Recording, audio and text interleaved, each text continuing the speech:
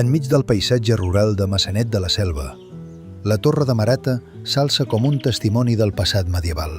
Situada en un indret obert del Pla de Maçanet, amb una bona visibilitat sobre la plana circumdant, la seva ubicació permetia vigilar el territori i reforçar la protecció de les terres i els camins propers. Tot i que els seus orígens es remunten al segle XIII, l'edifici que ha arribat fins als nostres dies és el fruit de reformes i ampliacions de segles posteriors, especialment del segle XV.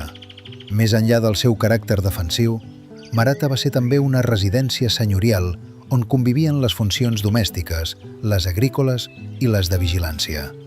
El conjunt de Marata està format per una casa fortificada, estructurada en 3 plantes, i un recinte tancat que l'envolta. L'accés a la planta baixa es fa a través d'un gran portal de doble arcada, format per 2 arcs de mig punt.